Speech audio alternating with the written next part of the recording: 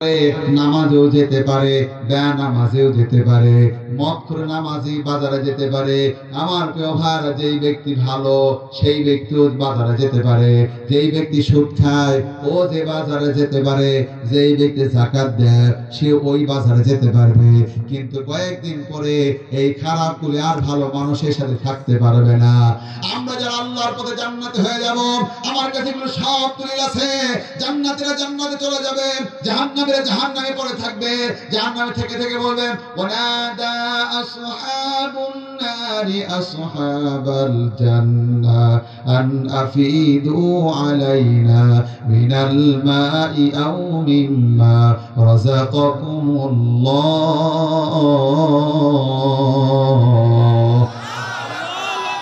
বাংলাদেশে এই কথাটা ভালো করে শুনে রাখেন, বাংলাদেশে আলেম ওলামাদেরকে নির্যাতন করেছে, নিপীড়ন করেছে। আজকে আমি তাদের ব্যাপারে বলে দিচ্ছি, আল্লামা সাঈদীকে যারা হত্যা করেছে, আল্লাহর প্রিয় বান্দাদেরকে যারা হত্যা করেছে, আজ আমার বক্তব্য শুনে রাখেন। কোরআনে আয়াতখানা আপনি দেখেন 8 নম্বর পারাতে 4 নম্বর পৃষ্ঠায় আমি দেখে সব দেখাতে পারবো।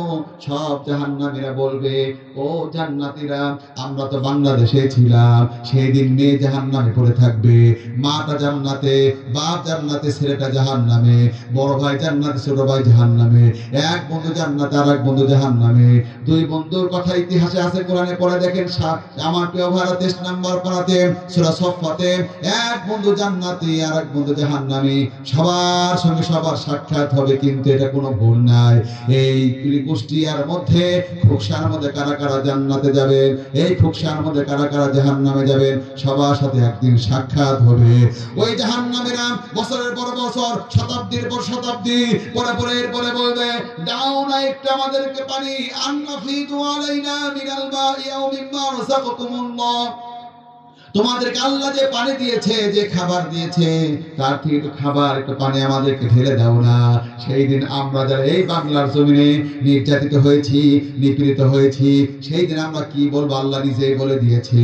সব জান্নাতীরা বলবে, ক্বালু ইন্নাল্লাহা হাররামাহুমা আলাল কাফিরিন।